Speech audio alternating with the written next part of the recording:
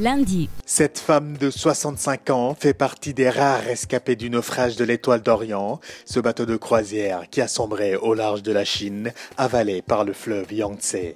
Plus de 450 personnes voyageaient à son bord, des personnes âgées essentiellement. Seuls 19 ont pu être secourus ce lundi. La raison exacte du naufrage n'est pas encore connue officiellement, mais le capitaine du bateau qui figure parmi les rescapés a expliqué que le navire avait coulé en moins d'1 minute après avoir été pris dans un typhon. Mardi. L'annonce a fait l'effet d'une bombe chez ses proches et ses fans.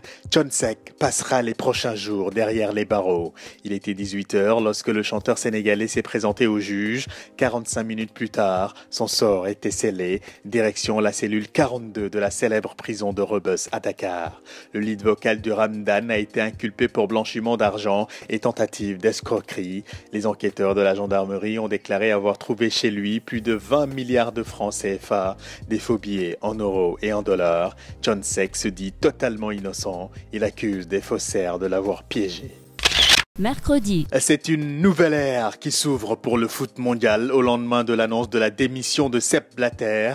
4 jours seulement après sa réélection pour un 5e mandat à la tête de la FIFA, Blatter va quitter son poste de président. Il jette l'éponge à 70 ans et après 17 années passées au sommet de la puissante Fédération internationale de football. Les affaires, les scandales, la corruption ou encore la justice américaine ont finalement eu la peau du Suisse. Un congrès exceptionnel sera organisé entre décembre prochain et mars 2016 pour élire son remplaçant. Jeudi.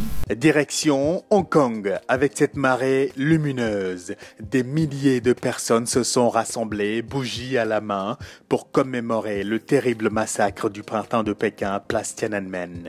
Il y a 26 ans, le 4 juin 1989, le régime chinois avait réprimé dans le sang les manifestants, des étudiants notamment, qui exigeaient plus de démocratie dans la Chine du parti unique.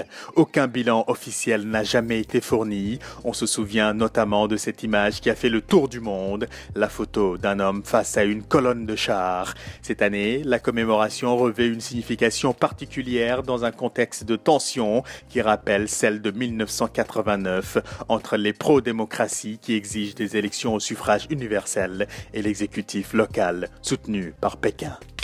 Vendredi. Sa décision était très attendue en France. La Cour européenne des droits de l'homme a tranché sur le cas de Vincent Lambert et l'autorise les médecins à laisser mourir le Français, plongé dans un état végétatif depuis son accident de la route il y a 7 ans. Autour du sort de cet homme de 38 ans, 2 camps s'affrontent. D'un côté, l'équipe médicale et l'épouse de Vincent Lambert, favorable à l'arrêt des traitements. De l'autre, ses parents qui bataillent pour son maintien en vie. C'est eux qui avait saisi la Cour européenne pour invalider une précédente décision de la justice française. Sa mère s'est dite scandalisée. Elle veut se battre nuit et jour, s'il le faut, pour que son fils reste en vie. L'avocat des parents va introduire de nouveaux recours en France. Le Monde, le Sénégal, Adja News. L'info avance. Bon week-end, bonne semaine.